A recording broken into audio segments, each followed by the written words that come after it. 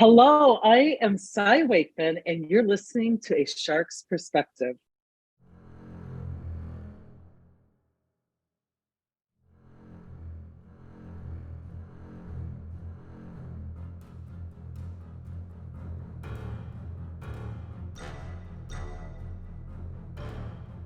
Welcome back, and thank you for joining A Shark's Perspective. I'm Kenneth Kinney, but friends call me Shark. I'm a keynote speaker, a strategist, a shark diver, host of this show, and your chief shark officer. How often do you get caught up in drama? How often do you see a snake, but it turns out to be a rope? Many people simply think a thought and believe it wholeheartedly, and often get caught up in their own beliefs that are often fueled by drama. Our guest today has research that shows that people spend roughly 2.5 hours a day caught up in drama rather than being productive. But leaders need to manage that drama as well as see reality for what it is. That being said, how often every day do you turn ropes into snakes? Life is messy, so in your own life, are you fueling drama or productivity? Cy Wakeman is a drama researcher and international leadership speaker, named a top global leadership guru by Global Gurus, a consultant, a New York Times bestselling author, and the author of Life's Messy, Live Happy. Things don't have to be perfect for you to be content. And on this episode, we'll discuss researching drama, better leadership, home at the beach, a messy life, 816 hours a year, the difference of a reality-based leader, and the lessons we've learned thus far, dissolving problems before solving problems, spirituality, grace, ego, where empathy and sympathy converge, something about a pack mule, nice whales and mean dolphins, social media versus cable news, and a lot more. So let's tune into a reality-based leader, speak with a shark who always finds his renewal with more time in the water on this episode of A Shark's Perspective. Cy, welcome to A Shark's Perspective. Would you please give us a brief overview of your background and career to date? Absolutely. I started out in college. I wanted to be to do economic development in third world countries. So I didn't end up there, but I did become a social worker and counselor, and from there managed healthcare entities.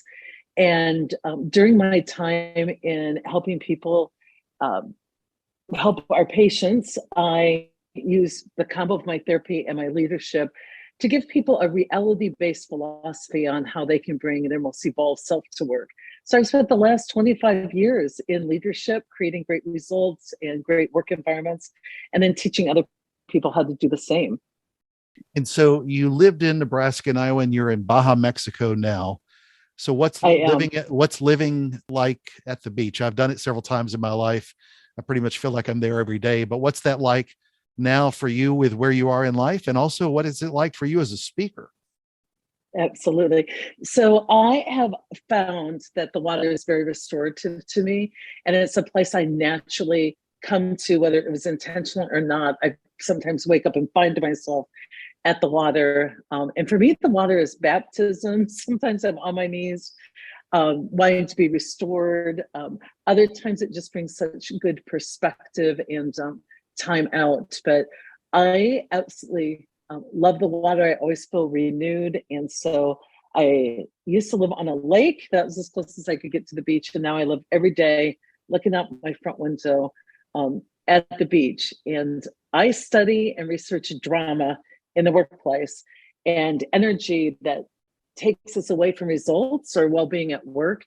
And I think for me, the water is definitely a place where I can come and really be completely in nature, completely away from any type of drama or emotional waste. So it's very sacred to me. Yeah, same here. It may not be for everybody, but if you would put a cubicle with a view of the ocean, the lack of stress that companies would have to deal with would be unfathomable. But it's great for mental health. I love the quote in your book that we're going to talk about as well. But in your newest book, Life's Messy, Live Happy, Things Don't Have to Be Perfect for You to Be Content. You talk about, I've come back to the water because once again, my life is messy. So talk about where your life was messy to where you got to write this book. Sure. The different times I've been at the water, it's kind of my place I come to surrender. So when I've tried my way and I've tried to muscle it through and pass the test and do really well, I have found myself at the water. In my 20s, I was homeless. and lived in a pup tent for quite a few months at the edge of the Yankton Reservoir. And most recently, I've made many trips back to the water, but most recently, around the time of COVID, I had found out that my husband was leaving our marriage. The business, we're in speaking, you're in speaking, I'm in speaking, had completely stopped. Millions of dollars of bookings canceled No, overnight. you're kidding. I'd not Yeah. heard that at all. The stock market crashed. I had actually come down here because my nephew in late February had been killed in a horrible car accident. And I thought I'll just get through the funeral and get his mom and my family kind of in shape and come down and just spend a couple days at the water. And I came down to recover from that death, just to kind of get my head on straight. And that's when I found out that the business was gone, the stock market had crashed. I actually was stranded here on the ocean, looking at the ocean for 3 months during COVID. We were locked down here in Mexico, and even walking the beach, there were armed guards on the beach.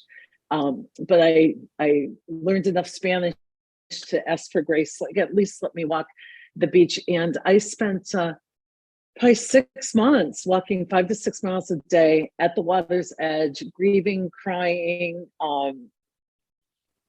and in pure bliss. Like the water it restored me.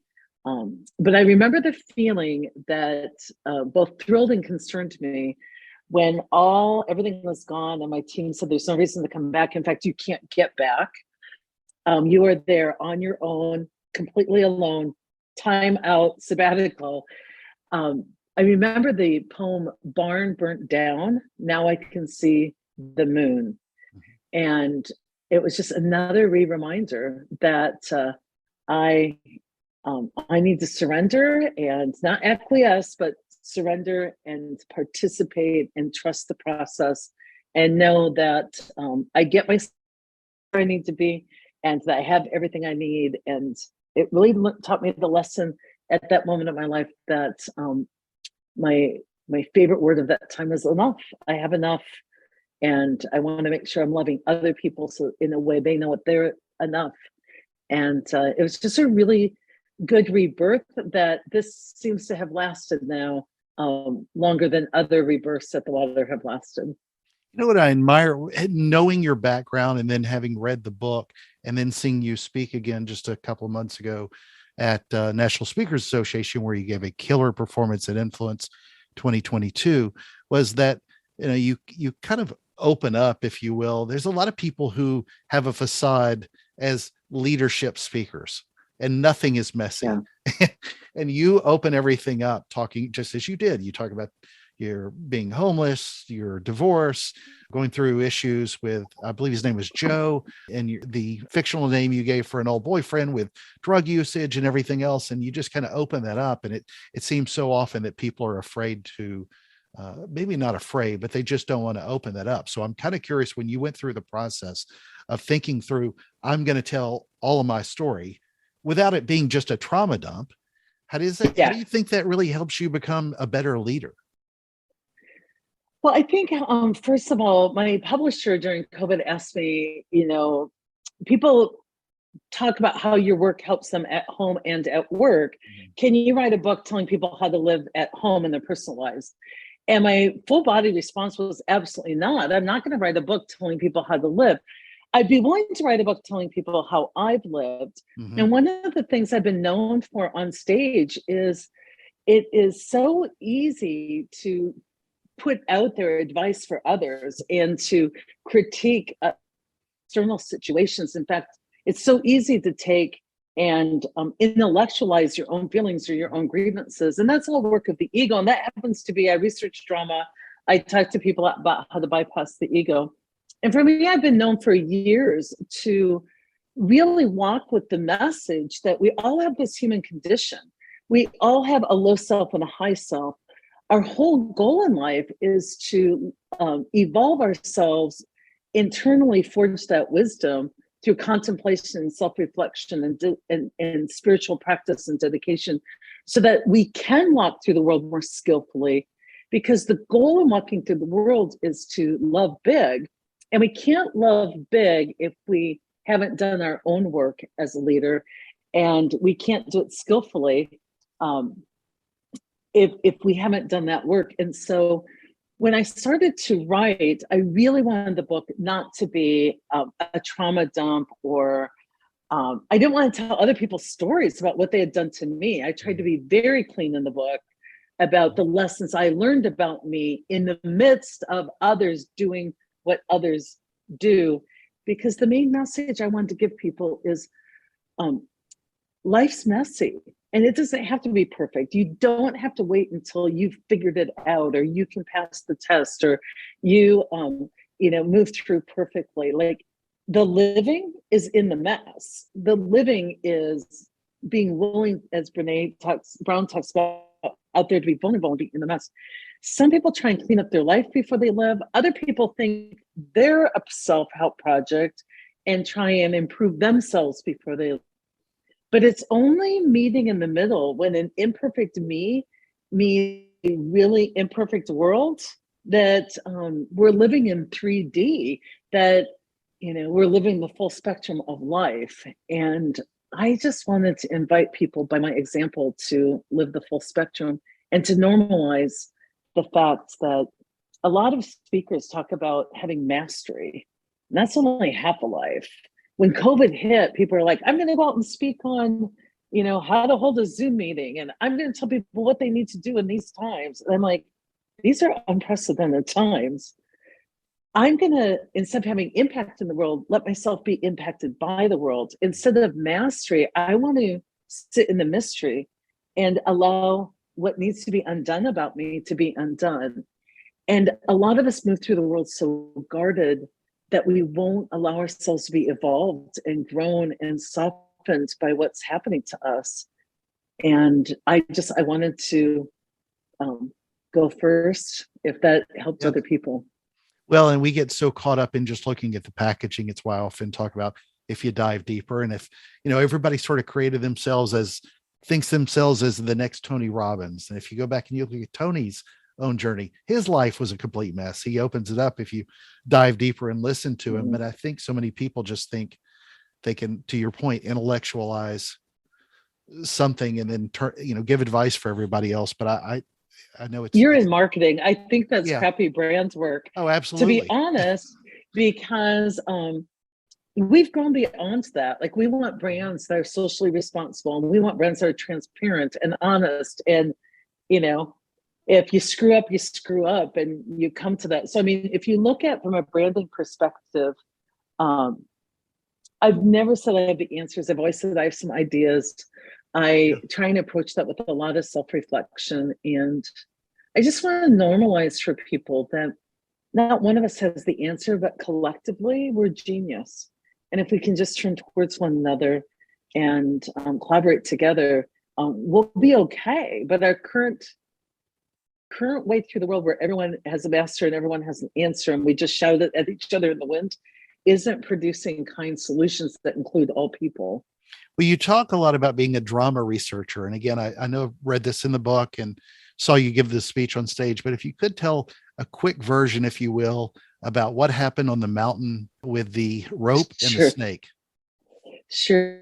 So I was involved in studying how the mind works in psychology, and thinking these universal principles and how we could use them in the workplace. So I studied emotional waste, how much energy is diverted from results and happiness at work. And while I was intellectually studying these things, I just learned firsthand the power of our thoughts left unquestioned. So one of the cool things that I get to do, and I love to do, is experiential learning. So you're a diver. I like taking people hiking or out of their element, whether it's in the water. Even snorkeling for some people is just a really mind-blowing experience. And then we talk about leadership, and we use metaphor of hiking and apply that to how we lead. So I have this beautiful team out on a mountain. We've had great 10 miles. We're talking a lot about leadership. We're getting really deep, and we stopped for a break. And I'm looking out of the valley, and it just hits me on a cellular level how grateful and fortunate I am. I'm thinking, I can't believe they pay me to do this job. My reality was I'm with amazing leaders. I'm doing a job of my dreams. I'm in heaven. And I go to lead the group on, and out of the corner of my eye, I see something pretty big, but squiggly up on the path. And in a single thought, snake, I noticed I went from heaven to hell. I went from, I can't believe they pay me to do this job, to they do not pay me enough to do this job. Yeah. And I went from bliss and gratitude, literally, if I die in this moment, I am good, to I don't want to die, and I'm hyperventilating, and I'm imagining the snake biting me and being life flighted up the mountain, and I'm scrambling for solutions and wondering if people will help me if I get bit. And I'm just like, it's so frustrating. I can't even remember how to save myself. I'm like, all I can remember is a John Wayne movie that when he got bit, he took out a pocket knife and cut like an X in his hand and sucked his blood. I'm thinking, I'm going to have to do this to save myself. And all the calories I burned, all the panic, all the losing track of how blissful my life is. And I get closer to that squiggly thing. And it wasn't a snake at all. It was a rope off someone's saddlebag. And that brought home the lesson, like how often every day I turn ropes into snakes with thinking a thought and believing it like wholeheartedly. And that really gave birth to a lot of my wanting to quantify how often do we do this? And the answer is 2.5 hours a day. The average person suffers needlessly 2.5 hours a day. Suffering comes from the story they've added to a rope lying on the ground. And I'm thinking about my death and hoping my kids will know that I love them. Well, and you describe it, I was trying to look it up, as feeling like not just trauma, but feeling like you needed to pee like a pack mule, which I love. So I thought that was great. Yes, when I'm scared, my first thing, I don't know if people relate to this, is I always have to like pee. I'm like, shit, and now I have to pee. Well, I don't even know that I've ever seen a pack mule pee, but now I can visually. You have a visual. I can think of it.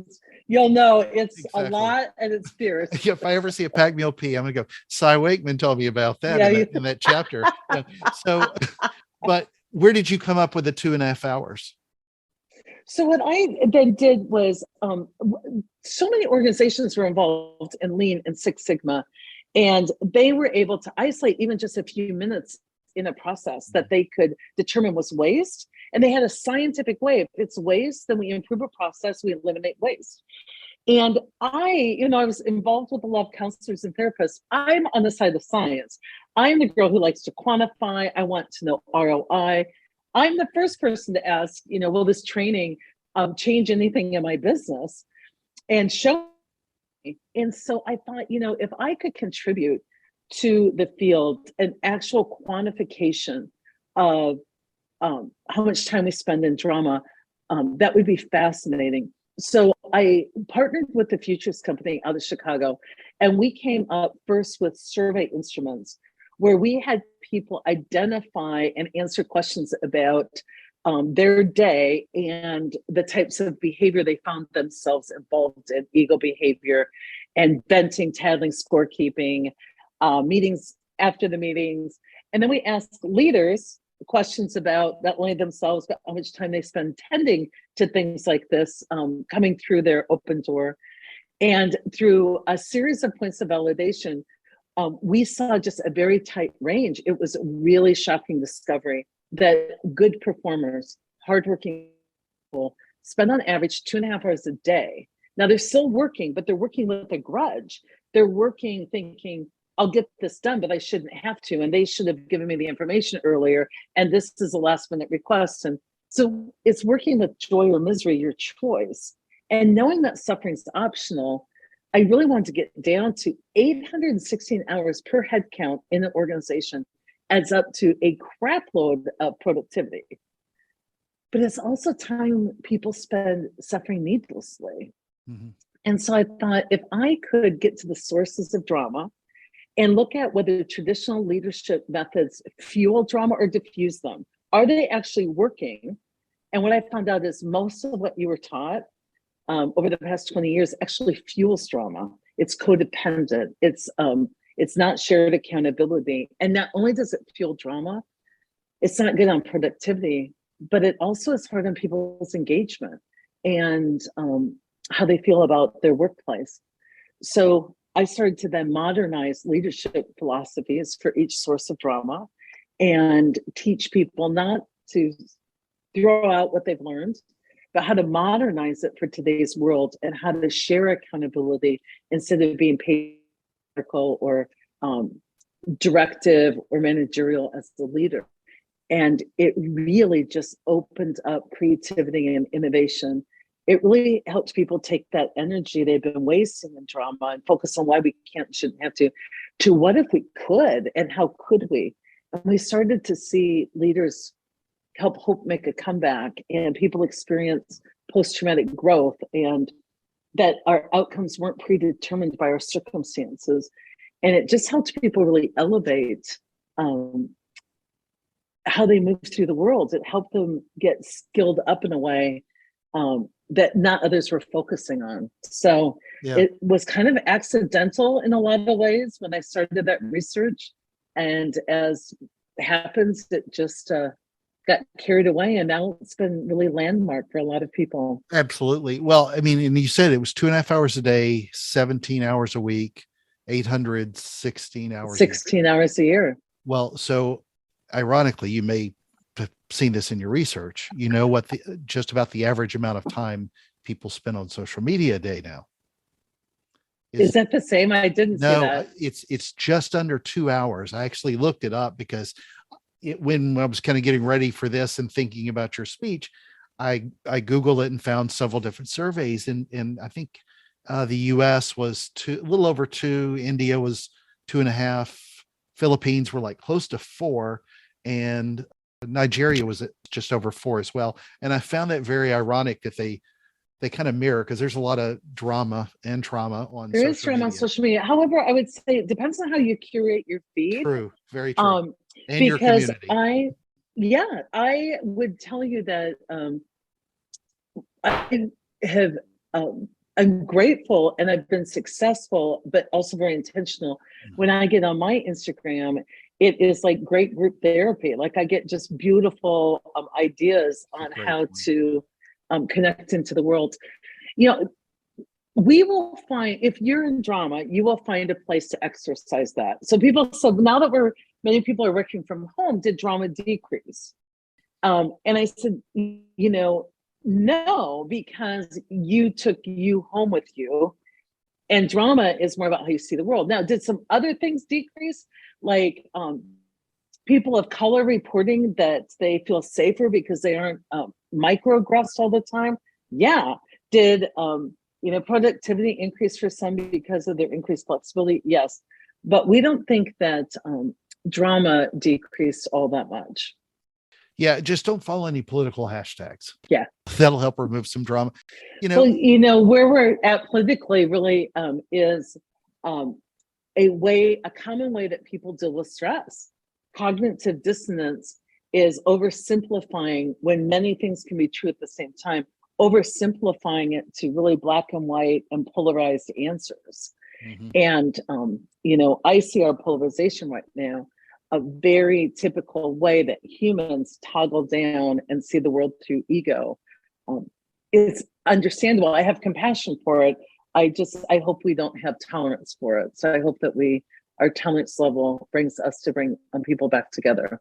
As a leader, kind of explain as well, because I heard you do this on stage, where empathy and sympathy kind of converge and butt heads as well. You're a good student. Empathy. So when people come to us, we want to greet them with empathy. So I tell people, don't match other people's energy. Come in, if they're coming in hot and urgent, come in neutral, kind, caring, loving, and greet them with empathy, not sympathy. And a lot of people don't know the difference. So a lot of people are greeting people with sympathy right now, which reinforces their victim mindset. So if someone comes to me upset, sympathy is, I see you're struggling. That's where empathy starts. We both of them are, I see you struggling. But sympathy goes on to, And I agree with the sense you're making of your struggling, that you are the innocent victim and that reality should not be this way. And I reinforce that we're the victims of other people and the sense you made of that. And I collude with you, and I leave you believing that you should escalate anything that is a time when reality is not preferred because you aren't capable. Like, I reinforce just all that low level thinking. Empathy, I see you're struggling, and I follow that with a call to greatness. I validate your current feelings, but I don't go on to validate the sense you're making of your experience, that story. And instead, I ask you to question your thinking. What do you know for sure? And if you were great right now, what would great look like? And I provide leaders a lot of ways that they can call people up out of that sense of empathy rather than sympathy. And sympathy is a lot about colluding and a lot about reinforcing victim mindset and a lot about blaming our circumstances or other people for our success or lack of success. And our circumstances aren't the reasons we aren't succeeding. They're the reality in which we must succeed. And a lot of folks are focused on what circumstances need to be different. And the reality is, it is what it is right now. We need to figure out, given where we're at, how we could move forward differently.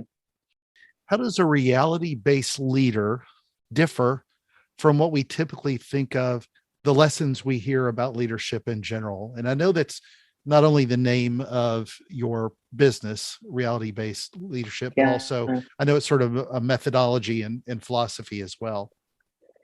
So one, we help people see reality for what it is with clarity and out the distortion that our ego brings to it. So most of the time we see fact plus story, and our suffering comes from the story. Our stress comes from the story. Pain's inevitable, disruption happens, but we help people see things for what they really are and focus on what's relevant and not bring in all the irrelevant. So the first thing we ask people to do is dissolve problems before you solve problems, because a lot of what you've added into the issue isn't reality. And then we ask modern leaders, if you're reality-based, to help people see reality for what it really is, and then have them come at it with their best selves. And many people preach, leadership is motivating and inspiring another person. And it's not. Inspiring, in spiritu, the Latin word, is to breathe. I can't breathe for you. It's not sustainable. You need to bring your own motivation. I can give the same talk. Some are motivated, some not. Same talk. So true leaders help people diffuse their drama, their emotional waste, by facilitating good mental processes. If the way we get rid of waste is a process, the way we get rid of emotional waste is a mental process. Leading contemplation and self-reflection, using personal accountability. And so modern leaders move through the world very differently. They greet people's struggle with facilitating self-reflection and question, asking them to bypass the ego and tap into all of their intelligence. The power of a modern leader isn't what you tell people, it's what you get them thinking about. Modern leaders don't manage people, they manage the energy of people, away from why we can't to how we could. It's a very different set of competencies than we're normally teaching. Most teaching focuses on people coming in to complain about reality, and the leader's job is to go change reality. And I just haven't seen that very effective. Our circumstances usually are only about 10% of our general well-being and contentment. 40% comes from the amount of accountability you take for your circumstances. So if I'm your leader and you come in and you want me to change the world, I probably can't. And even if I could, that only gets us 10% happier.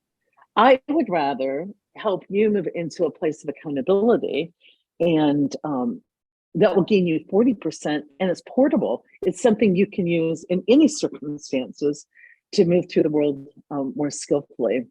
Well, I like how you talk about translation, how leaders need to help translate. So a lot of times it's not even making that change, it's translating how to make that change. So Yeah. bad analogy of it. But, you talk about ego a lot, and, No Ego is a big hit. Life is Messy is a big hit. You're living the dream, if you will, sitting at the beach. You've talked about messy, but you're a very humble person. How do you sort of keep your own ego in check? Being a speaker, recognized as a top influencer, having a New York Times bestseller, that can make the head swell a little bit. It can. I don't even know if I try to think about it that way to keep the ego in check. I try and have daily habits and dedications, not really disciplines, and practices where I'm a daily meditator. I read lots of spiritual teachers. I love poetry. Trying to stay in touch with, I'm part of a greater whole. I am, the toaster, the appliance, not the electrical supply. I need to plug in. I think if we are in touch with our own grief and our own pain and our own feelings, it helps us see, no matter what your success, you still say goodbye to your parents. No matter how often I walk on stage, no matter what they pay me, I still have an insecurity. What are people thinking, or will they like what I'm going to present?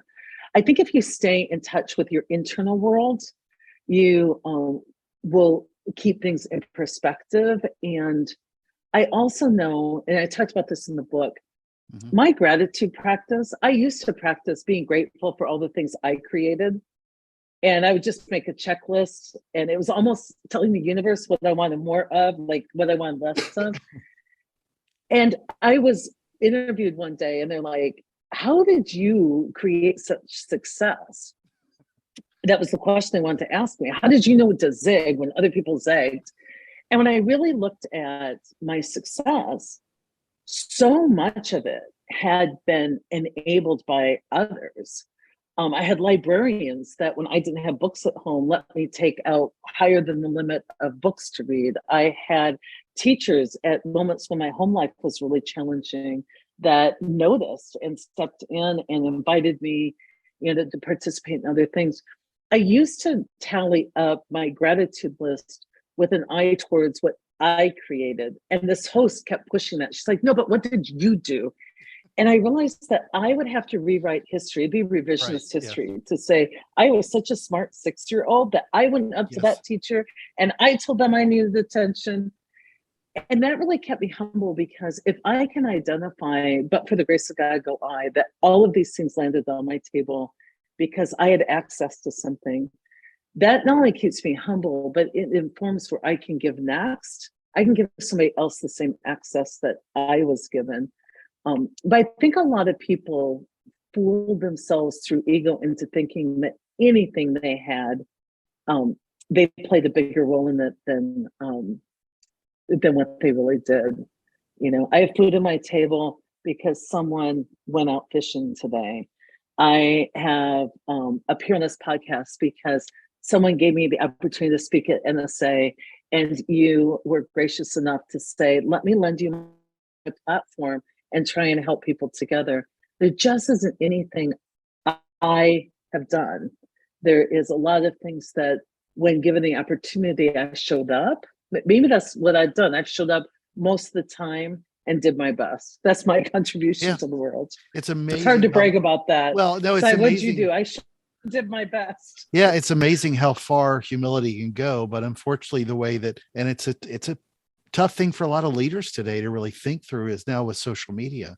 It is turn the camera. And I hear people all the I'm sorry, go ahead. I was going to say it's kind of turning the mirror away in seeing a different reality. And it's unfortunate because it's something that everybody will learn at some point. I just, you don't want to sound like the old person yelling at kids to get out of your yard, but with that kind of wisdom. But sometimes humility, you just wish people could learn a little humility a little faster, because it'll turn you into a much greater leader a lot more quickly.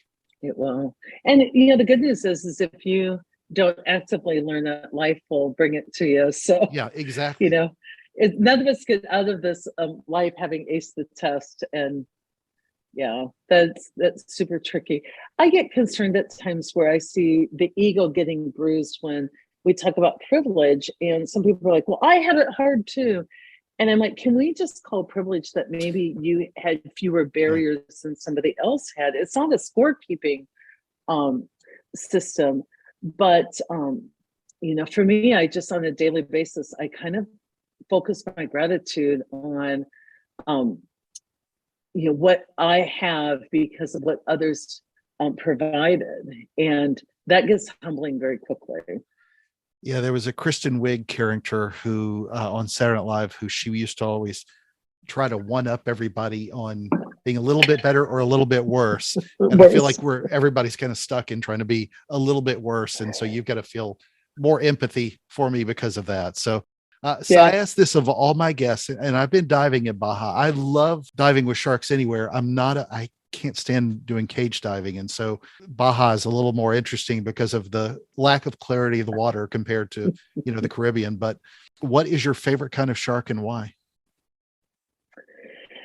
Oh my gosh. So I know it's not a shark, but we call it whale shark. It's a fish. It's the Whale biggest shark is fish. a whale shark is a They shark. aren't really. Yeah, Is they're it a shark? technically a Okay, because shark. I Yeah. was told they aren't. Okay, if they're technically a shark, we live in the land of one of Jacques Cousteau's diving expeditions, and the whale sharks are the most. They're like They're huge, absolutely and beautiful. they're Largest fish in the world.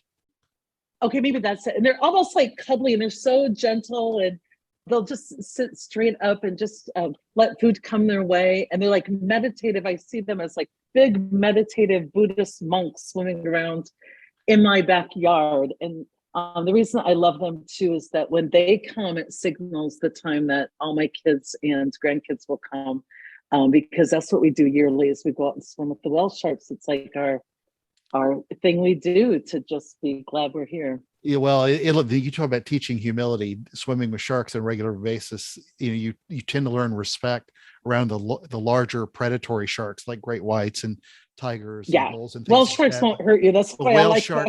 whale sharks have an esophagus about the size of a quarter, but their mouth is massive, and it's the largest fish in the world, whereas a whale is the largest mammal in the world.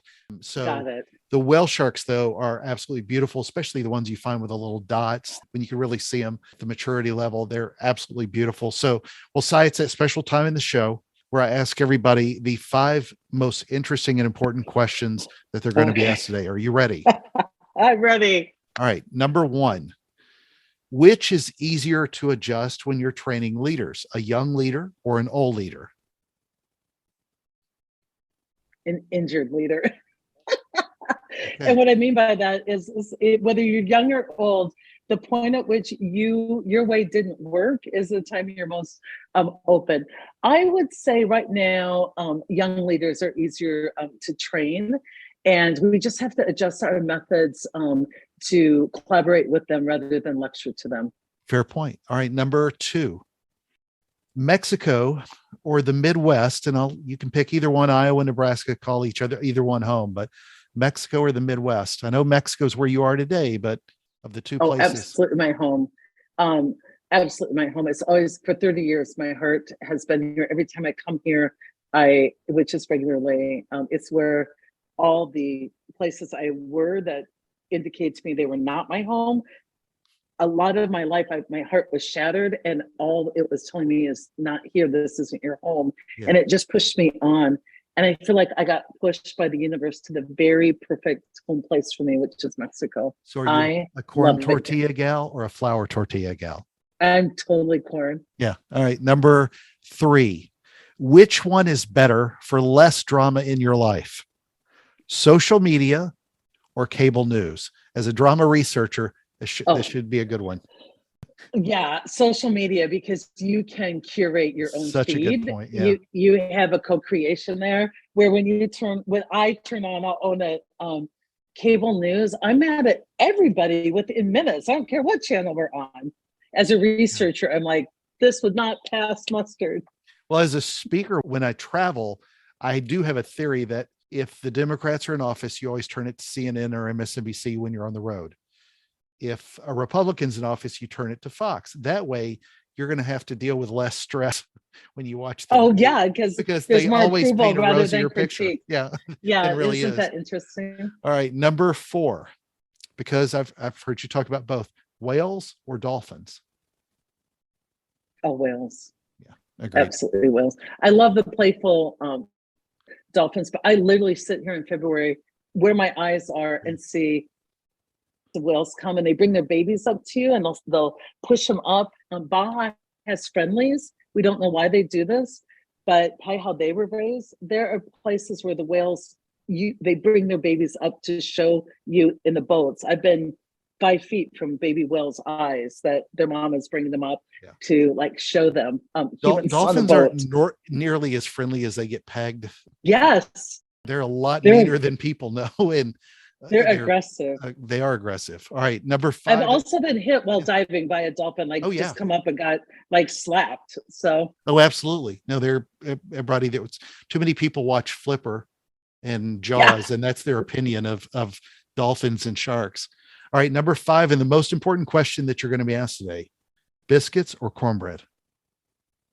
Oh, I'm such a biscuit girl.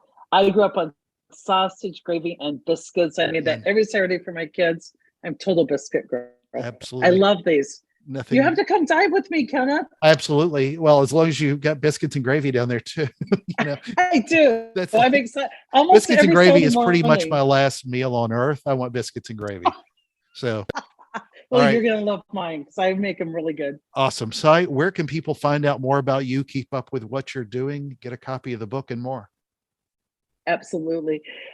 We love connecting with people on LinkedIn. It's Cy Wakeman. We also have a great newsletter. We try and be out on social. The algorithms change a lot. realitybasedleadership.com/newsletter. Sign up. We don't sell you stuff. We give you fabulous content that you can share with all the people you're leading.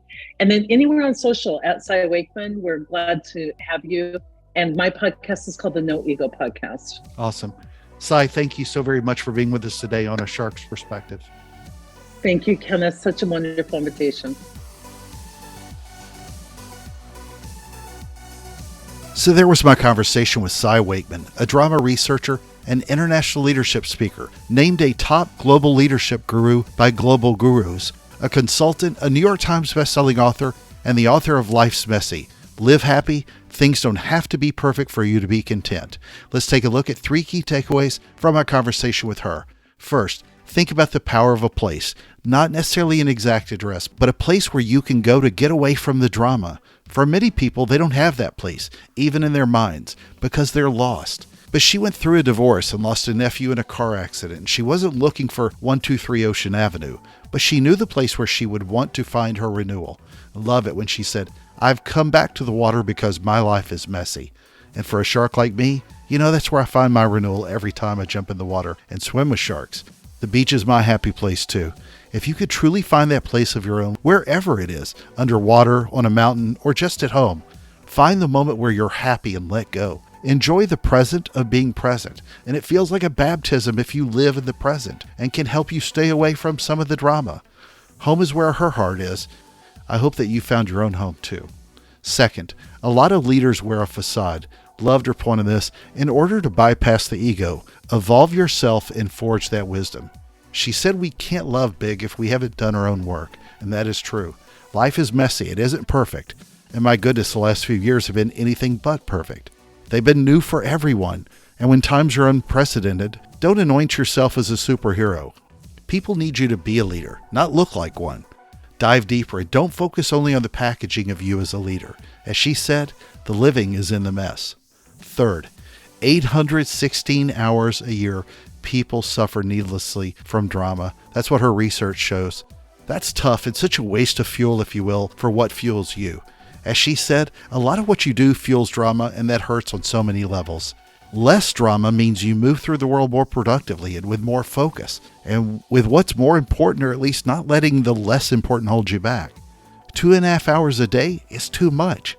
I personally don't think it's a coincidence. The time we spend each day with drama, as she refers to it, on average is near to the time we spend on social media. But to her point, make sure to curate a good feed, at least that helps you. Make it therapeutic, if you will, as you curate a great community. And then whenever you can, put the phone down. Turn off the apps and go to the beach, even figuratively. Look out into nature. You can find a lot of peace looking outward to the world instead of always looking at your selfie on the phone. And a plus, there's no filters needed at the beach or in the water. God gave us those free with nature. Got a question? Send me an email to kenneth@asharksperspective.com. Thank you again for the privilege of your time, and I'm thankful that you had the chance to listen. There but for the grace of God go I, and amen to that. I hope that you'll join us on the next episode of A Shark's Perspective.